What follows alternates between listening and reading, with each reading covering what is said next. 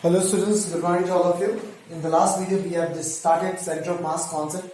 I have taught you how to get the derivation of Cauchy vector of center of mass of two particle system, and we have discussed how to go for numericals. In this video we will go for numericals of center of mass.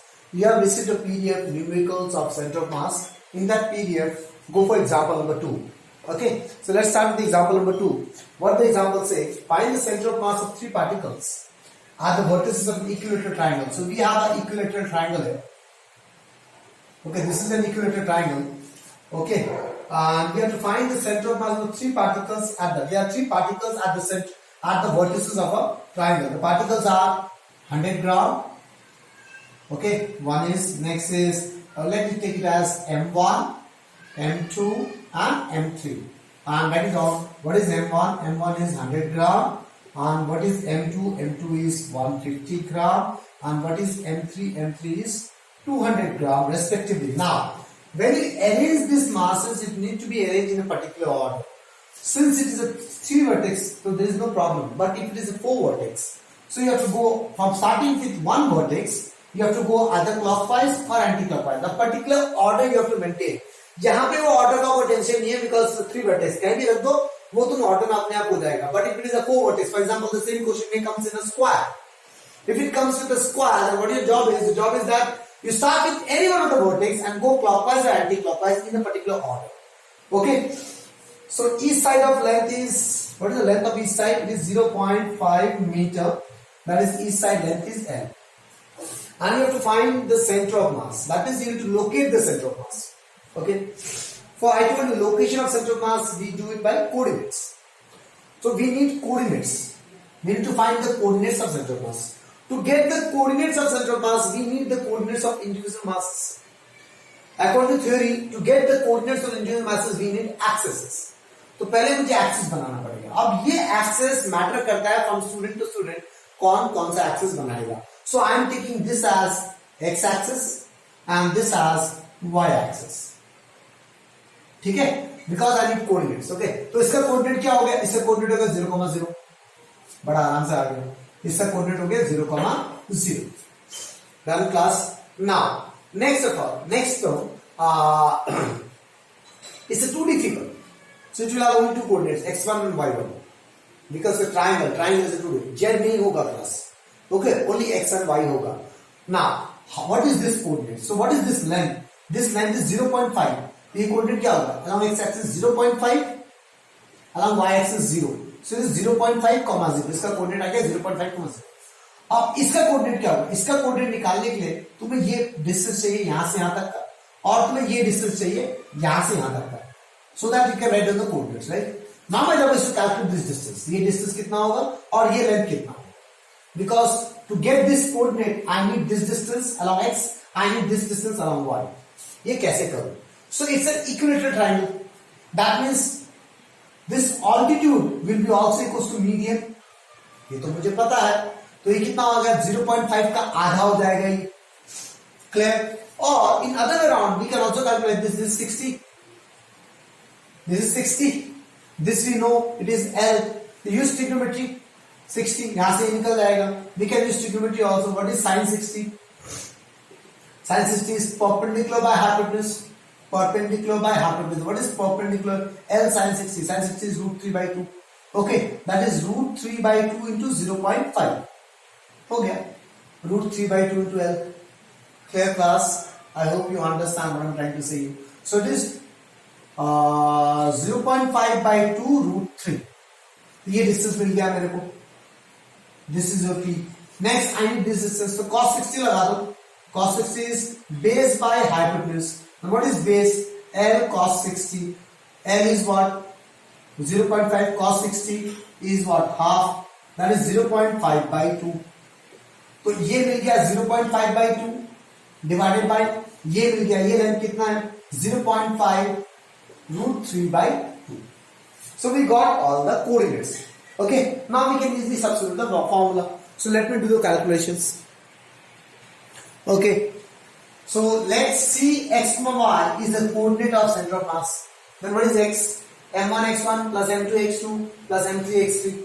Okay, divided by m1 plus m2 plus m3. चलो m1 x1, what is m1? m1 is how much? 100. This is m1. What is x1? 0.25 plus m2. m2 is how much? 150 into 0. Okay, plus m3. What is m3? 200 into what is m3? x value is 2.5 divided by 100 plus 150 plus 200. Calculation तुम लोग करना 5 by 18 meter. Why meter? Because these lengths are always in meters. 0.5 meter. तो ये भी तुम्हारे पास जो भी answer आया 0.25, it is in meter. Why? Because the length is in meter. Okay. Similarly, what is m1 y1? What is m1? 100 into y1. इसका y coordinate कितना है? 0.25 root 3. Okay. Plus again 150 into 0. Plus again 200 into 0. इसका okay y3 divided by 100 plus 150 plus 200 will get 1 by 3 root 3 meter. So therefore center of mass located at point C, which is x coordinate is 5 by 18 meter, y coordinate is 1 by 3 root 3 meter. Why it is not a jet coordinate? Because it's a 2D field. Okay, let's go for the next question. Okay, now class, see the next question.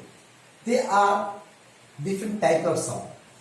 Okay, one type which we did was particle system.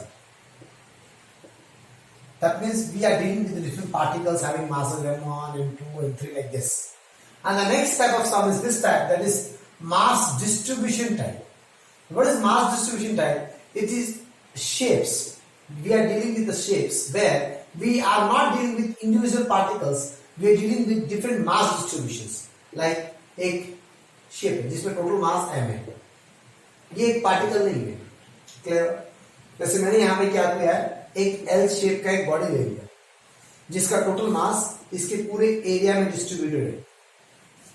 Okay, तुम्हारे book में example 3 जो है वो तुम्हें खुद से करना है. That is T shape body. That you have to do on your own. But PDF जैसा जो एग्जांपल 3 वो तुम्हारा काम है. उसमें टी शेप उसका मास जो है यूनिफॉर्मली डिस्ट्रीब्यूटेड है. इसका सेंटर ऑफ मास निकालना है. तो इस क्वेश्चन में इस क्वेश्चन में डिफरेंस क्या है? तो इस क्वेश्चन में और इस क्वेश्चन में डिफरेंस क्या है? इसमें पार्टिकल मासेस हैं m1 m2 m3 like this. इसमें क्या है? Mass distribution. Mass is uniformly distributed along this area. तो ऐसे क्वेश्चंस को कैसे करना पड़ता है? तो ऐसे क्वेश्चन को क्या करना पड़ता है? First you have to convert this mass distribution into particle mass. You have to convert this mass distribution into particle mass. How? कैसे कन्वर्ट करेंगे? तुम इन शेप्स को स्टैंडर्ड शेप में कन्वर्ट करो. लाइक फॉर एग्जांपल ये एक रेक्टेंगल हो गया और ये रेक्टेंगल हो गया. इस रेक्टेंगल का सेंटर ऑफ मास यहां पे कहीं पे होगा और इस रेक्टेंगल का सेंटर ऑफ मास यहां पे कहीं पे होगा, एग्जैक्टली सेंटर में. तो अब क्या करना है? अब ये जो T 2 पार्टिकल मास बन गया m1 m2, क्योंकि इस पूरे रेक्टेंगल का मास यहां पे कंसंट्रेट होगा, इस पूरे रेक्टेंगल का मास यहां पे कंसंट्रेट होगा. Then you go back to this funda, find the coordinates of this masses. Okay, then you apply the formula. So whenever you're dealing with the mass distribution questions where the mass is distributed uniformly in an area, you have to break that figure, that shape into standard figures. उनका centre of मास निकालो. उनका centre of मास देखो कहां पे है और उस पूरे रेक्टेंगल को एक मास पकड़ो m1, इसको मास पकड़ो m2, and then you apply the particle system formulas. Okay, अब ये कैसे लाओ? तो इस पूरे इसका मास कैसे निकालेंगे? So whenever you're dealing with the shape areas, when the mass is distributed in area, you have to first find mass per unit area. Total mass और by total area निकाल लो. ओके, उसको अगर तुम इस एरिया से multiply कर दोगे तो इस एरिया का मास निकल जाएगा. उसको अगर इस एरिया से मल्टीप्लाई करोगे तो इस एरिया का मास निकल जाएगा. Okay, so this is the overall funda. So now see the question. Find the position of central mass of L-shaped letter as shown. This is a L-shaped letter where this is 2 meter, this is 4 meter, this is 6 meter, this is 2 meter. How much is this? 6 minus 2, 4 meter. Length दिया हुआ, इसका मास वास नहीं दिया है. अगर मास दिया होता देन जो मास दिया वहां पे मैं लिख दूंगा. अगर मास नहीं दिया है, so let m is the total mass. Okay, and A is the total area. A is the total area. But that area we can easily calculate. How come?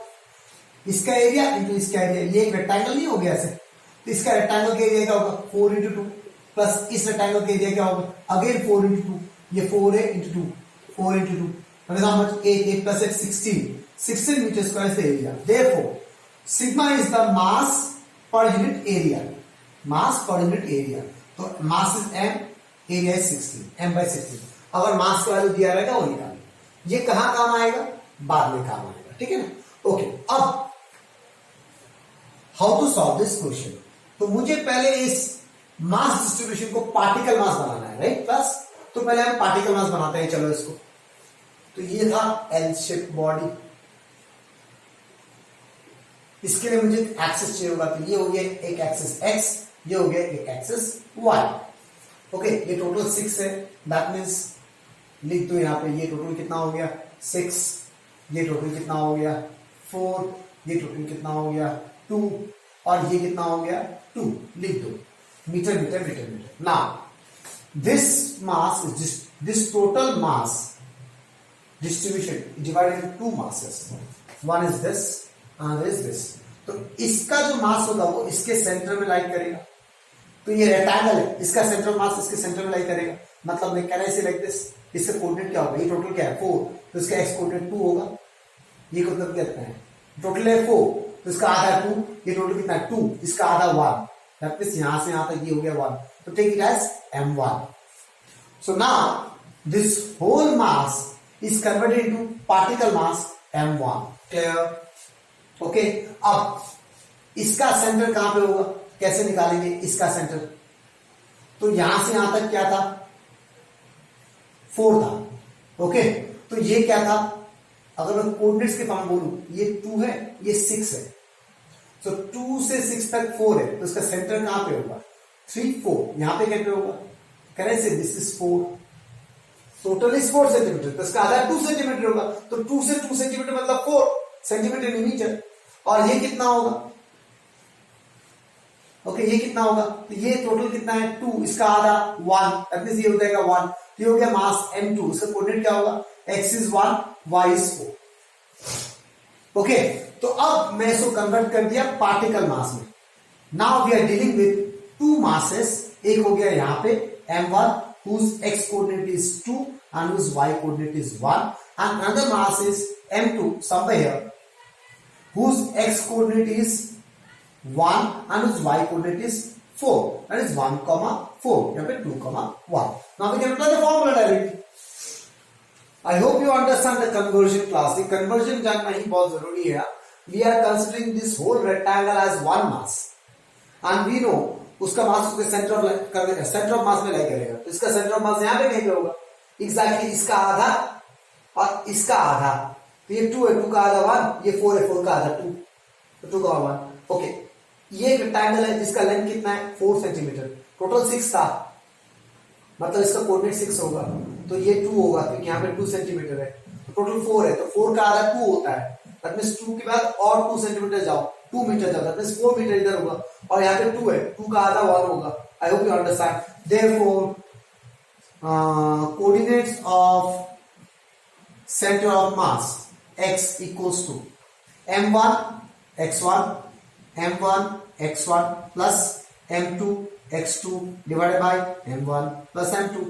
What is y m1 y1 इसका y1 1 है plus m2 इसका y1 4 है by m1 plus m2. Now your job is to how to calculate this m1 and m2.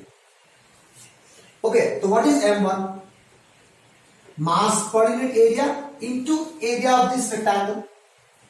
इसका area कितना है 4 into 2. 4 into 2. तुमने words में नहीं लिखा तो अच्छे से वीडियोस को देखोगे आप. इसका एरिया क्या है length into breadth. So how much you getting m by 2 8 to the 16. Simply what is m2? Mass per unit area into area of this rectangle. इसका rectangle क्या लेंथ is 4 into 2. अगर it is m by 2. अब value डाल दो इधर तो कितना हो जाएगा m by 2 into 2 plus m by 2 into 1 divided by m1 plus m2. Total mass is what? Capital M. Capital M is total mass divided by total mass. Okay, again m by 2 into 1 plus m by 2 into 4 divided by total mass. I hope you understand class. यहां से क्या m by 2 बाहर divided by m, 2 + 1 3, m कर दिया तो answer आया 3/2। यहाँ पे क्या हो जाएगा m/2 बार डिवाइडेड बाय m, 1 + 4 5, आंसर कितना आया 5/2। So coordinates of centre mass 3/2, 5/2। So please do this question on your own without seeing the book solution, because book solution you will not understand. इसमें तुम इसको कोऑर्डिनेट एक्सिस ले लेना, okay इसको coordinate axis ले लेना, ये एक्स एक्सिस ये वाई एक्सिस, वहां से पता करो क्या करना है कैसे करना है। Okay, now will go to the next question. Now the next question is example number 4, which is very important, the favorite question of most of the teachers. Okay, let's read that question. From a uniform circular disc of radius r, we have a uniform circular disc of radius r. This is the center of the disc. Radius r. Disc है ये, ring नहीं है। Disc है मतलब क्या, mass is uniformly distributed around its area. Okay, disc इसलिए मैंने बोला। Okay, a circular disc of radius r/6 having center at a distance r/2 from the center of the disc is removed. Here is center of the disc. Let's take it as O. So this is the total radius r. ध्यान से देखना मैं क्या बोलना चाह रहा हूं। This is total radius r.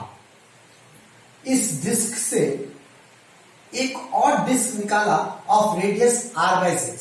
तो अगर ये रेडियस r है तो दूसरा जो डिस्क है उसका रेडियस है r/6, तो ऑफकोर्स इससे छोटा होगा क्योंकि इसका रेडियस r/6, इसका रेडियस r है, इससे छोटा होगा डिस्क। ओके, फ्रॉम द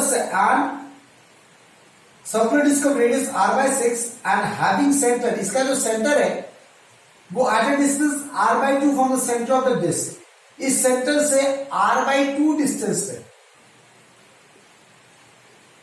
एक सर्कुलर डिस्क निकाला जिसका रेडियस है r/6। ये है स्टोरी। ओके, ये r/6 इसको हटा दिया, निकाल के ऐसा करके चेक करके निकाल दिया। Determine the centre of mass of the remaining portion of the disc. So this is the remaining portion of the disc. इसका सेंटर ऑफ मास कहां होगा ये पता करना, ठीक है ना। तो अब देखो, ऐसा भी क्वेश्चन अभी कभी नहीं किया हमने कोई मास निकाल के बाहर फेंक दिया, ऐसा सेंटर ऑफ मास नहीं निकाला। तो डिफरेंस क्या है, ट्राई टू अंडरस्टैंड ना। We know coordinates of centre of mass is m1x1 plus m2x2 plus m3x3 divided by m1 plus m2 plus m3। इस फॉर्मूला में तीन मास होता था, m1 m2 m3 are present in the system.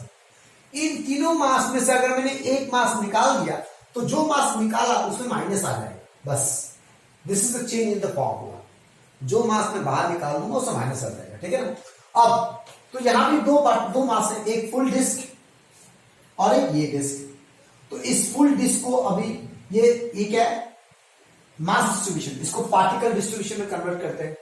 तो इस full disc का centre mass यहां पे होगा और ये जो डिस्क निकाला उसका सेंटर मास यहां पर होगा। तो एक मास m1 हो जाएगा और मैं इसको कोऑर्डिनेट सिस्टम में कन्वर्ट करूंगा ऐसे करके। Okay, so let this mass is m1 and another mass is m2. Let this mass is m2. Okay, तो इसका कोऑर्डिनेट क्या है, यहां से तक का डिस्टेंस कितना है r/2, 0। इसका कोऑर्डिनेट क्या है 0,0। This is the origin, this is y axis and this is x axis. So दो पार्टिकल में कन्वर्ट कर दिया। बस फॉर्मूला में क्या करना है, इससे माइनस लगा देना क्योंकि ये मास को मैंने बाहर निकाल दिया, बस। This is the difference. Okay, so let m is the total mass because total mass is not given to you, and a is the total area. Total area. What is the total area? Pi r square. Okay, then what is m1? Mass per unit area into area of this part. Pi r square है, वो ये cut जाएगा, that is m only. So m1 is the total mass of the disk, that is capital M. Then what is m2? Mass per unit area into area of the disk which is removed, pi r/6 whole square. That is how much? ये कितना आएगा pi r square into pi r square by 36 pi square. So m/36 आ गया m2. Therefore center of mass of the remaining portion क्या हो जाएगा, x equals to m1x1 minus m2x2 divided by m1 minus m2।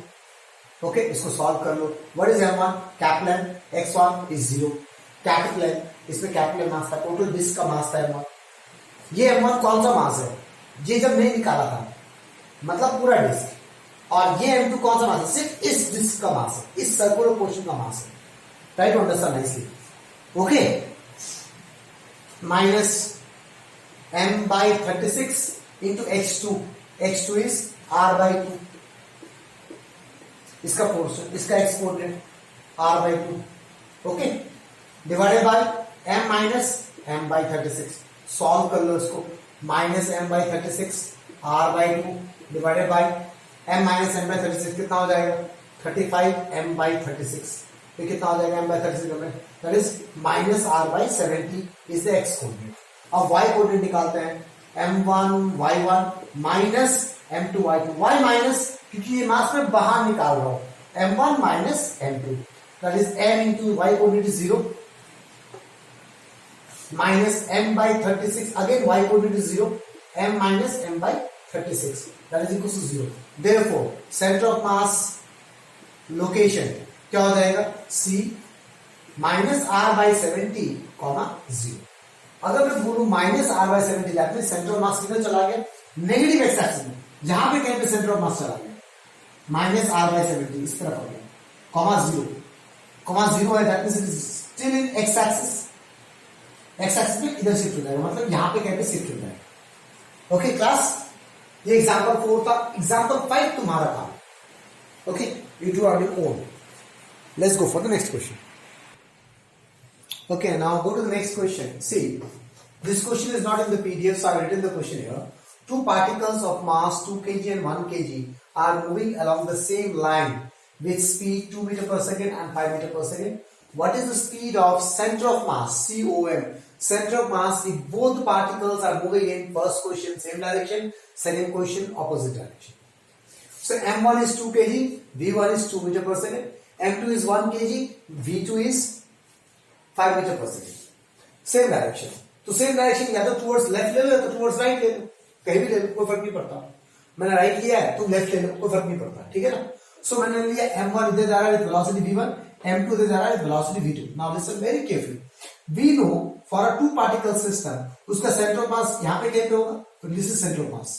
तो अगर ये दोनों इस तरफ जा रहा है तो सेंटर ऑफ मास भी इधर ही जाएगा, that is velocity of centre of mass. Clear? तो अब डायरेक्ट फॉर्मूला लगा दो। This formula is applicable when they are in same direction. तो m1 v1 plus m2 v2 by m1 plus m2। अपना the formula become 9 by 3। अब ये 3 metre per second इसका direction लिखना पड़ेगा, तो ऐसे लिखेंगे। Centre of mass is moving with velocity 3 metre per second towards the direction of masses. जहां मास जा रहा है वहीं सेंटर ऑफ मास भी जाएगा, क्योंकि दोनों मास इस तरफ जा रहा है तो सेंटर ऑफ मास भी इधर जाएगा। क्लियर? यही प्रॉब्लम यहां पे आने वाला है। Problem, why problem? Because in opposite direction. तो मैंने ले लिया m1 इधर जा रहा है, m2 इधर जा रहा है।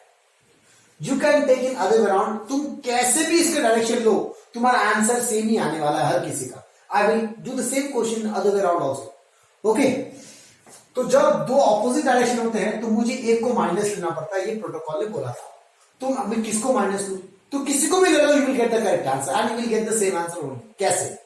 मैंने m1 को इधर ही छोड़ दिया, मैंने m2 को बोला इधर जा रहा है, तो मैंने v2 को माइनस v2 लिखा। तो अब इन दोनों बॉडी का जो सेंटर ऑफ मास है वो इधर कहीं पे होगा, तो सेंटर ऑफ मास भी इधर जा रहा है VC। क्लियर? सिंस मैंने इधर मान लिया दोनों body m1 m2 is going in this direction, that means center of mass is also going in this direction. Now let's calculate m1 v1 minus m2 v2, m1 plus m2, यहां पे plus होगा, मैंने negative velocity के साथ किया हुआ है, ठीक है ना। सो solve it. I am getting -1/3। इसका मतलब क्या? माइनस आ गया, इसका मतलब क्या? इसका मतलब ये होता है जो मेरा वेलोसिटी का डायरेक्शन इस तरफ है ना, उसका वैल्यू नेगेटिव आया, मतलब वेलोसिटी डायरेक्शन ऑपोजिट है। So negative sign indicates what? Opposite direction, opposite direction of VC। तो अब सिचुएशन क्या है देखो, m1 इधर जा रहा था विद वेलोसिटी v1, m2 इधर जा रहा था विद वेलोसिटी v2, जिसको मैंने ऐसा इसलिए लिखा ताकि फॉर्मूला लगा सकूं। और after writing this structure, the velocity is supposed to be going in this direction, but the velocity are getting negative. That means C is going in this direction, opposite. So therefore, center of mass is moving with velocity 1 by 3 meter per second in the direction of m2, that is 1 kg, in the direction of m2 or opposite to direction of m1.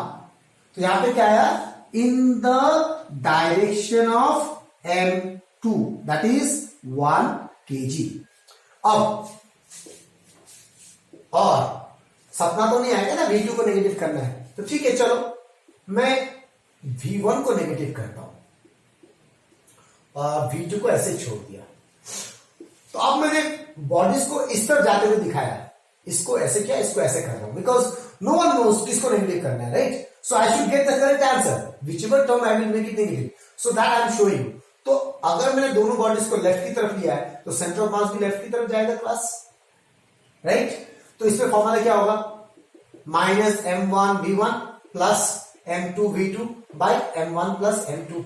तो what is m1 v1, 2 minus 4 plus 1 into 5 divided by 3, that is 1 by 3. अब answer positive आया, इसका मतलब क्या, जो direction है वो सही है, डायरेक्शन सही है. तो ये डायरेक्शन किस तरफ है, in the direction of m2. Therefore velocity of center of mass is 1 by 3 meter per second in the direction of m2. देखो यहां पे घूम फिर के m2 के डायरेक्शन में भी जा रहा है, इधर भी m2 के डायरेक्शन में जा रहा है. यहां पे क्या हुआ था, आप consider velocity going towards right but the answer I getting negative, that means the velocity should go towards negative, इस तरफ जाना चाहिए. और इस तरफ कौन सा मास जा रहा है, m2 जा रहा है ना रियल लाइफ में, तो m2 के डायरेक्शन में है, यहां भी इधर m2 के डायरेक्शन में जा रहा है. I hope you understand what I am trying to say you class. Now we'll go to the last question. Okay, the last type of sum. Okay, class, the last question now. Consider two particle system having masses m1 and m2. There are two particle systems. If the first particle is pushed towards the center of mass through distance d, by what distance should the second particle be moved so as to keep the center of mass at the same position? So let's study the theory in a pictorial form. There are two masses m1 and m2. So we know if there are two masses, the center of mass will lie somewhere in between the line joining them. यहाँ पे center of mass है. Let this distance is x1, let this distance is x2. Okay. Now the first particle, this m1, finally m1 is shifted towards center of mass. इस तरफ shift कर दिया. कितने distance है, d distance है. Okay. अब m2 को किधर शिफ्ट करना पड़ेगा और कितने डिस्टेंस से शिफ्ट करना पड़ेगा, सच दैट सेंटर ऑफ मास यहीं पे लाई करेगा, सेंटर ऑफ मास कहीं शिफ्ट नहीं होना चाहिए. तो अगर m1 नजदीक आ गया तो m2 को भी नजदीक आना पड़ेगा, तब जाके सेंटर ऑफ मास यहीं पे रहेगा. लेकिन अगर m1 इधर आया, m2 अगर उधर चला गया, सेंटर ऑफ मास भी इधर शिफ्ट हो जाएगा. तो अब मुझे पता चला कि सेंटर ऑफ मास अगर सेम पोजीशन में रखना है तो अगर m1 नजदीक आ रहा है तो m2 भी नजदीक आएगा. क्या, अगर m1 दूर जा रहा होगा तो m2 भी दूर जाएगा. Then only centre of mass will not change its position. So let d2 distance से आगे आए, that we need to calculate. Okay, तो अब m2 इधर आ गया तो ये डिस्टेंस कितना हो गया, x2 माइनस d2. ये डिस्टेंस कितना हो गया, x1 माइनस d. ओके, अब how I am writing these expressions ये समझो. हमने पढ़ा था if the centre of mass is at origin, हमने पढ़ा था ना, if the centre of mass is at origin, ये था m1, ये था r1 वेक्टर, ये था m2, ये था r2 vector. This is the origin. तो I have studied m1 r1 vector is equals to minus m2 r2 vector. पढ़ा था ना नहीं? क्यों माइनस था? Because they are in opposite direction. If I take mod, like I write like this, m1 r1 vector mod equals to m2 r2 vector mod, minus gap हो जाएगा. So always in a two particle system, mass into distance from the center of mass will be equals to mass into distance from mass into distance from center of mass is equals to mass into distance from center of mass. This is valid for two particle system. So mass into distance m1 x1 will be equals to mass into distance m2 x2. अब समझना है ये equation मैंने कहां से लिखा, यहां से लिखा. अब नेक्स्ट सिचुएशन क्या आ गया, m1 इधर आ गया तो मास into distance x1 minus d equals to mass into distance x2 minus d. Now you have to solve these two equations and get the value of d2 because we need to calculate d2 कितना distance आगे आया है. तो open करो पूरा, open करके देखो m1 x1 m2 x2 are equal, that means these two will cancel out, minus minus will cancel out, from there we got d2, m1 by m2 d2 d2. This is the answer. The only thing you need to understand here is that how we apply this formula. So for a two particle system centre mass के opposite में दो particle होते हैं, mass into distance is equals to mass into distance. Clear? Distance of the mass from the centre of mass. Distance of the mass from the centre of mass. Okay, अब इसके respect में एक NCERT में question होगा HCl molecule का. Okay, वो question exam में आएगा, तुम्हें करना है. ओके, तुम्हें देखना पड़ेगा कि HCl मॉलिक्यूल मतलब क्या, एक तरफ हाइड्रोजन होगा, एक तरफ क्लोरीन होगा, इसका सेंटर ऑफ मास कहां पे है ये पता करना है. ओके, अब उसके बाद ये इसका सेंटर ऑफ मास किस डिस्टेंस में ये पता करना है. तो लेट सेंटर ऑफ मास यहाँ पे है, तो ये टोटल डिस्टेंस में दिया रहेगा, ये x ले लो, ये टोटल माइनस x ले लो. तो we know mass of hydrogen into distance equals to mass of chlorine into this distance. लगा देना, mass of hydrogen into x equals to mass of chlorine into a minus x, where a is what, the total distance. वहां से distance निकल जाएगा centre of mass का. So when you are dealing with ये question तुम homework करना है, पक्का करना है class, don't forget to do this. Okay class, this is the end of the center of mass numericals. That's all class. Thank you very much.